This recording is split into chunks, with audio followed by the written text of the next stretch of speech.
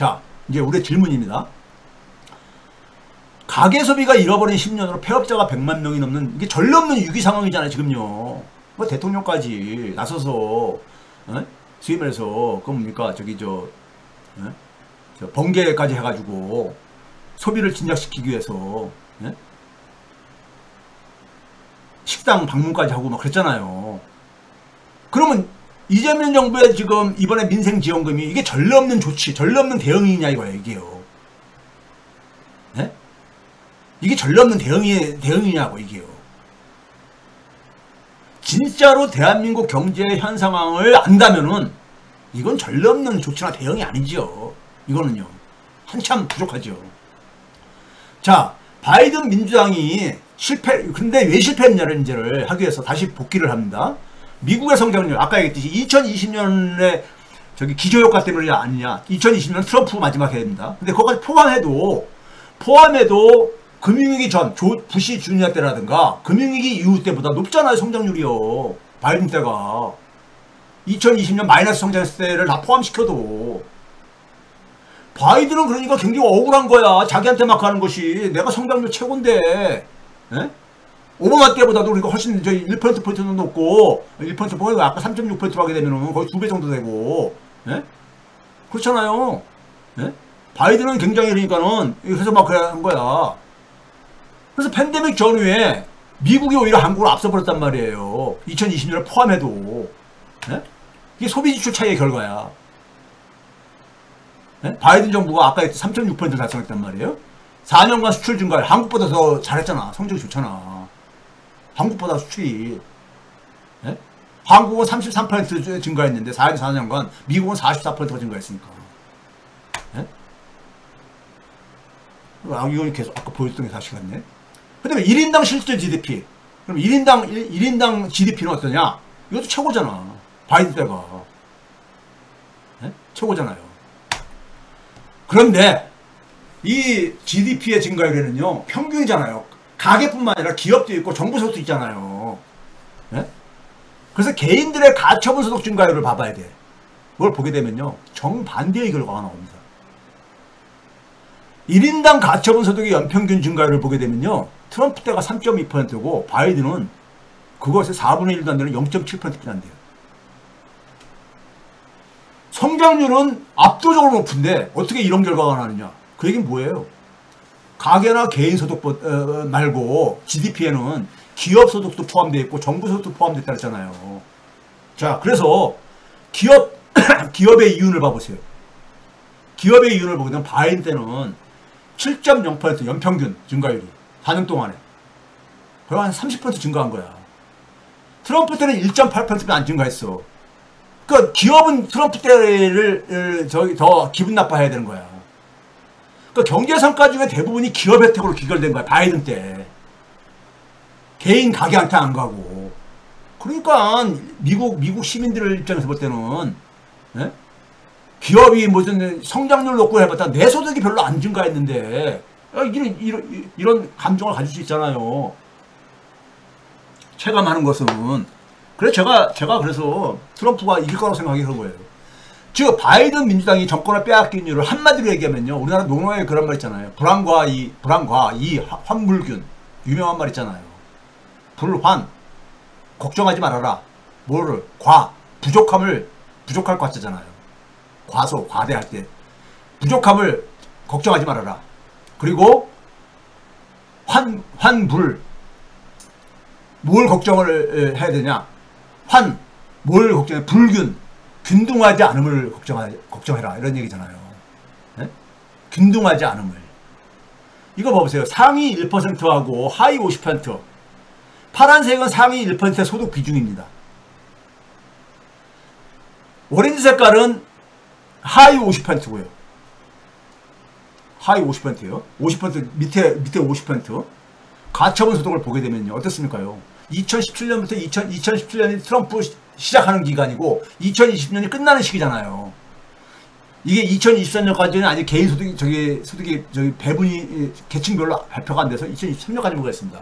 보게 되면은 트럼프 때는 하위 50%는 증가하잖아. 한 1%포인트 증가했잖아, 비중이. 상위 1%는 줄어들었잖아. 바이든 때는 다시 그러니까 이게 하위 50% 줄어들고, 예? 상위 1%는 올라가고 그랬잖아요. 크게 올라갔잖아요. 상위 1%는. 그러니까 대다수 서민들은 트럼프 때가 더 낫던 거야. 사람들은 되게 비교하거든요. 비교하거든. 자, 그 다음에 트럼프 때와 바이든 때하고 1인당 실질 개인 소득의 가처분 소득의 추이를 봐보세요. 추이를 보게 되면은 트럼프 때는요, 상위 1%는 100에서 102.5로 2.5% 증가한 거야, 4년 동안에. 그런데 하위 50%는 한 16% 증가한 거야. 네? 바이든 때는 하위 50%는 거의 멈췄잖아. 하위 50%는요. 네? 그러니 이랬을 때 대다수 못 사는 사람들은 누구한테 투표를 하겠냐고. 거기다가 하위 50%가 가지고 있는 되게 뭡니까?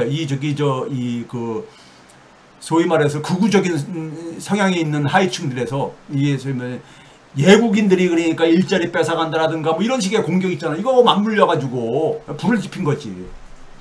이게 봐보세요. 바이든 민주당에서 하위 50%가 가계 이 실제 가처분 소득 보게 되면요. 하위 50%는 마이너스 0.04%야.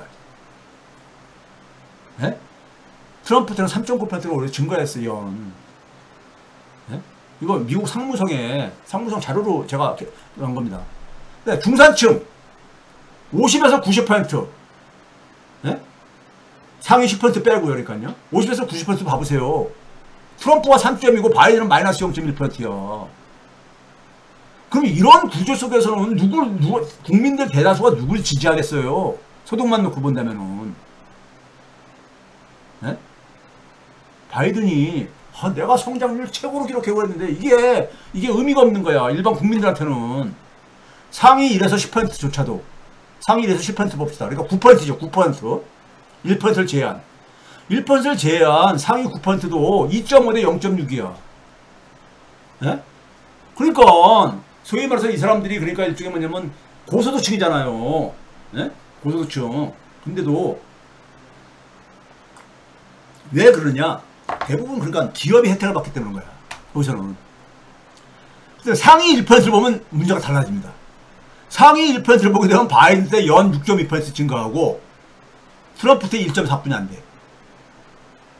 그러니까 1%는 그러니까는 혜택을 엄청나게 본 거야. 1%가 되게 누구겠어요? 예? 기업의 그러니까 CEO라든가 뭐 이런 사람들 이렇게 아닙니까? 그러니까 위너 테이크스 올이란 말이 있죠. 소수가 그러니까 다 먹는 거, 승자가 다 먹는 구도. 상위 1%가 그 높은 성장의 혜택을 다 독점한 거야. 독점한 거야. 대한민국 현재 이런 구조 아니에요? 예? 대한민국 현재 이런 구조 아니냐고. 예? 트럼프 기간에 여러분들 이거 봐보세요. 상위 1%부터 그 다음에 그 상위 그러니까 9%, 1에서 10%, 그 다음에 10에서 50%, 하위 50%의 가처분 소득의 연평균 증가를 봐보세요. 이거 아마 트럼프가 하면 이런 표현 했을 거예요. What a beautiful chart. 그랬을 거예요. 아야. 예? 이거 봐보세요. 고소득층이 소득이 낮을수록 소득 증가율이 높잖아. 예? 이거 얼마나 그러니까 아름다운 그림이냐고 그럴 게 아닙니까? 예? 이거를 선거 때 이용했는지는 제가 모르겠지만은 What a beautiful chart라고 했을 것 같아. 트럼프가 보면은 안 그러겠어요, 여러분들이요? 예? 상위 1%는 소득 많이 안 올라가도 먹고 살만 사람들이거든. 상위 10%까지도요. 예? 근데 하위 이쪽으로 내려간 사람들일수록 예? 더 소득 증가율이 높았다고. 그러니 트럼프 때하고 얘가 바로 직전이었으니까 비교가 안 됩니까? 바이든 기간 때 봐보세요. 근데 바이든 기간 때를 보면 상위 1%만 거의 소득이 증가하고 나머지는 특히 상위 10% 밑에는 다 마이너스 기록을 했어. 이거 가지고 뭐라 했으면 What an ugly chart라고 그럴 게 아닙니까? 에? 소득이 낮을수록 오히려 소득이 더 떨어졌으니. 에? 이게 그러니까 민주당이 패배한 이유예요. 이러면서 어떻게 표 달라 그래? 에? 표 달라고 하냐고요. 에? 불가능한 거지. 이게 보게 되면요. 이제 상위 1%하고 그 다음에 나머지 9% 있잖아요. 상위 1에서 10%는 9%요. 평균을 봐보세요. 보게 되면 이것도 트럼프 때는 오바마 마지막 해 때가 5.6배였었어. 근데 트럼프 마지막에 때가 5.1배로 줄어들잖아요. 그러니까 상위층에서도 양극화가 더 진행된 거야. 근데 바이든색이 6.3배로 더 상위층에서도 1%가 그러니까 스키 혜택을 본 거야. 집중해서. 예? 그러니 대다수 국민들이 볼 때는 예? 대다수 국민들이 볼 때는요. 이게 이제 이렇게 소위 말해서 지니 개수라고 있죠. OECD 자료인데 지니 개수가 뭡니까? 0에서 1 사이 값으로 0이면은 그러니까 완전하게 평등한 거고 1이면은 그러니까 완전하게 불평등한 한 사람이 다 먹고 있는 이런 거잖아요. 예? 근데 지니 개수가 그러니까는 이게 세금을 부과하기 전에는 위에 오렌지 색깔입니다. 0.5대니까 되게 불평등한 겁니다. 예? 0.5가 넘으면요. 이건 되게 불평등한 거예요. 근데 세금을 부과하고 난 이후에 이제 축 떨어질 게 아닙니까? 소득을 재분배하는 거잖아요. 세금으로 이제 많이 이제 환수하는데 주로 누가 많이 냅니까요? 고소득층이 세금을 많이 내니까는. 근데 이것도 낮은 값일수록 평등하다는 거잖아요. 근데 오바마 마지막 때 0.391이었었어. 트럼프 때 0.377.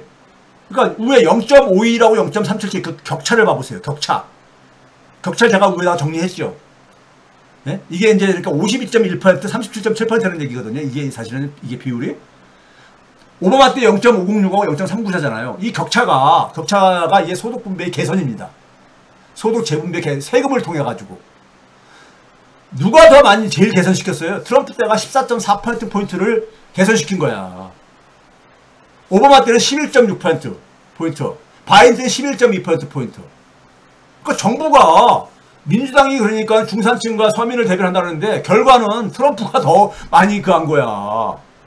예? 정부의 그러니까 조세 정책조차도 그러니까는 예? 이렇게 된 거예요. 한국 봐보세요. 한국 봐보시라고. 한국 보시게 되면요. 한국도 가처분 소득의 추이를 보게 되면은 박근혜 때는 하위 50%가 약진을 합니다. 문재인 때는 상위 1%가 약진을 하죠. 파란색이 상위 1%거든. 110으로 시작해가지고 122.6까지 쫙 올라가잖아요. 끝날 때는 21년도에. 윤석열 때는 다 떨어지는 거였었고요. 예? 그러니 예? 이게 현실이라고. 근데 자산을 봐보세요. 자산이요. 아까 앞에 쓰면 소득이고 자산도 보게 되면은 상위 1%가 파란색이에요.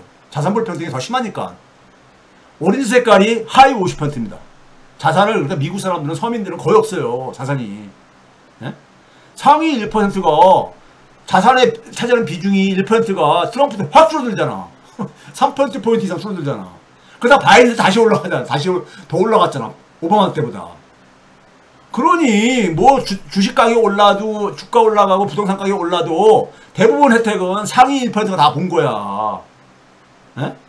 그러니까 소득도 그렇고 자산도 그렇고 그런데 일반 국민들이 볼 때 어떻겠어요? 감정이 민주당에 대해서 기껏 찍어줬더니만은 4년 동안 개혁하라고 찍어줬더니만은 그러니까 순자산 실제 순자산 연평균 증가를 봐보세요. 전체 가구에 트럼프 때가 훨씬 더 평균적으로 더 많이 올라갔어.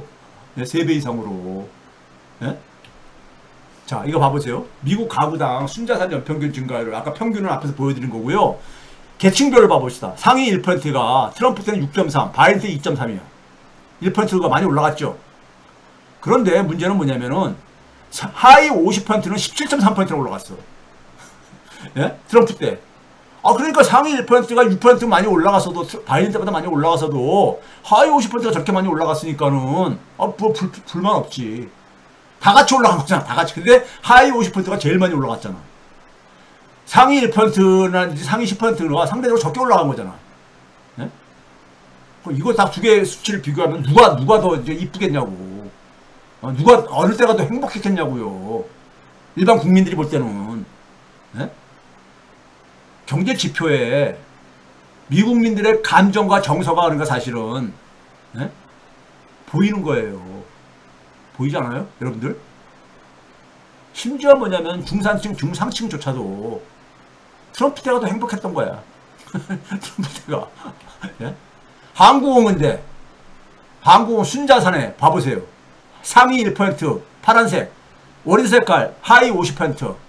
이게 조원으로 단위가 조원입니다. 예? 이 규모를 봐보세요. 누가 더 많이 올라갔습니까? 상위 1%가 많이 올라갔어요. 저 기울기를 보면 되잖아요. 이 선에. 하위 50%는 찔끔 올라가고요. 윤석열 때는 다 같이 이렇게 떨어지고, 예? 거의. 예? 정치하거나. 그렇죠? 문재인 때도, 상위 1%가 주로 본 거예요. 우리나라 주로 이게 뭡니까? 부동산으로 저거가 된 거니까. 상하위층 실질 순자산 증가 추이를 보게 되면, 그러니까 1%하고 하위 50%하고 이렇게 보게 되면은, 실질 순자산의 추이를 보게 되면, 이렇게 1%가 문재인 때는 확 올라가고, 예? 자, 이런 상황인 겁니다. 예? 문재인 정권의 자산 격차가 하위 50%대 상위 1%의 순자산 격차가 122배에서 134배로 벌어집니다. 윤석열 때는 자산 가격이 부동산이 떨어지면서 이게 줄어들어 버린 거고요. 예? 부동산에 반감이 투표에 미쳤다는 게 바로 그런 얘기인데, 미국 민주당이 정권을 빼앗긴 두 번째 이유입니다. 두 번째 이유는 뭡니까? 일반 국민들이 볼 때 가장 코로나 팬데믹 이후에 힘들었던 게 바로 뭐예요? 물가입니다. 물가. 앞에는 그러니까 계층별로 물가를 고려하지 않고 계산한 거예요. 평균적인 물가로 가지고요. 근데 코로나 인플레 2020년도부터요. 2024년까지 코로나 인플레를 보게 되면요. 미국은 어떻습니까? 하위 20%, 1분이라고 하는 하위 20%가 가장 많이 올랐어. 소득이 높을수록 적게 올라갔어. 네? 이게 바이든 정권 때잖아요. 그러니까 물가 올랐는데 제일 힘든 게 누구였었냐? 소득이 낮은 계층일수록 힘든 거야. 소득도 안 올라가고 자산도 별로 안 올라가고 그랬는데 물가는 엄청나게 뒤집었었어. 그러니 민주당이 이쁘겠냐고. 미국 민주당이요. 네? 전체 소비자 물가 변동폭을 봐보세요. 한국이 제일 최저로 보이지만은 변동폭으로 보게 되면요. 트럼프 때하고 바이든 기간 때를 보게 되면 미국은 바이든 때 21.2%로 네? 2.7배가 네? 올라간 거예요. 10.88배에다가 이렇게다가. 근데 이거를 음식료만 앞에 거는 전체 물가입니다. 전체 소비자 물가. 근데 하위층들이 저소득층들이 많이 영향을 미치는 음식료 물가만 딱 보게 되면요. 미국은 바이든 때 4.8배로 올라간 거야. 5배 비슷하게 많이. 다른 나라 한국이라든가 G7, OECD, 유럽연합 27개 국가들에 비해가지고 제일 많이 올라갔잖아. 그러니까 바이든 정부에서 서민들이 제일 그러니까 피곤했던 거야. 성장률은 되게 높은데 그 대부분이 기업 이윤의 증가, 기업 이익 증가로 이어진 거고, 소득도 대부분의 국민들 이 90%는 별로 혜택을 못 보고, 예? 이런 거고, 예? 자산도 그렇고. 그러니까는 성장률이 그러니까 최고라는데 그게 피부에 와닿지가 않죠. 즉 민생은 회복시키지 않고 민생은 힘들고, 아까 그 마이너스까지 이렇게 나타났잖아요. 민생은 힘들면서 성장만 최고였던 거야. 민생 회복 없는 성장이었었죠. 이렇게 되기 쉽습니다. 되기 쉬워요. 지가 없으면. 바이든 민주당의 장애물, 특히 서민 물가를 보게 되면요. 예? 서민 물가만 따고 전체 물가는 2.7배 안 증가했는데 서민 물가가 4.8배 증가했으니까 서민들이 얼마나 힘들겠어요. 힘들었겠어. 한국은 어땠습니까? 문재인 때도 서민 물가 안정에는 실패한 거예요. 예? 물가 상승률 보게 되면 전체 물가보다 더 많이 올라갔으니까. 전체 평균보다. 예? 윤석열 때는 폭등했던 거고 서민 물가가 폭등을 한 거고요. 그러니까 국민들이 힘들다고 막 아우성 친 거예요. 예? 물가 관리를 안 한 거야. 물가에 개입을 안 하는 거야. 그러니까 이번에 지금 그러니까는 김민석 정치적과 해가지고 당정이 물가 관리를 하고 잘한 거예요. 근데 너무 소극적이야. 거기 무슨 기사로는 커피, 라면 뭐 몇 개 품을 가는데 가공식품 중심으로 아니에요. 식료품에 되게 잡히는 게 한 거의 84개 정도가 있습니다. 그래서 그거에 대해서 서민들한테 많이 영향을 미치는 거에 대해서는 조세 체계를 이용을 하고 재정을 해가지고 관리를 해줘야 되는 거예요. 너무 힘들거든. 물가가 지금 높아가지고 물가가 올라가지고요. 서민들이. 네? 이게 그러니까 실질 소득을 줄이니까요. 네? 그러니까 식료품에다가 에너지까지 추가하게 되면 더 벌어져. 석유 가격 이런 거 많이 오르고 그랬었으니까요. 그 이거에 대해서 그러니까는 이거 계층별로 맞춤형 대응을 해줘야 되는 거예요, 정부가요. 왜? 어떤 충격이 일어났을 때요, 코로나 같은 충격이라든가 전쟁 충격이 났을 때, 충격이 일어날 때는 대개가 보게 되면요, 서민들이 소비하는 그러니까 식료품이라든가 에너지 물가가 훨씬 더 변동이 커요. 안정적인 시기는 안 그렇습니다. 안정되니까 그대로, 말 그대로. 그러니까 이런 충격이 있을 때 그때 정부가 존재하는 거예요. 정부의 존재 이유는 그럴 때잖아요. 평상시 안정됐을 때는 그냥 일반 국민들이 자기 열심히 일을 해가지고 대응을 한다고. 근데 충격이, 코로나 충격, 러시아 우크라이나 전쟁 충격 같은 거, 이거 개인이 어떻게 여기에 대해서 대응을 해요? 어떻게 여기에 대해서 그러니까 대응을 하냐고. 그렇잖아요. 정부가 그러니까 정부가 없는 거야. 정부가 없는 거야. 경제 관료도 뒷짐지고 방치하고 앉아있고. 근데 그 결과는 고스란히 누구한테 돌아가느냐? 집권 여당이죠. 집권 여당은 돌아가는 거야. 책임으로 돌아가는 거예요. 그 이재명 정부에서 가공식품 가격 인상률 최소화 요청하고 정부가 적극 검토하는데 이건 잘한 거야. 잘했는데 너무 제한적이고 소극적이다 이거예요. 너무 제한적이고 소극적이에요. 지금 국민은 물가 때, 서민들은 물가 때문에 지금 아우성치잖아요, 지금요. 네? 너무 한가해.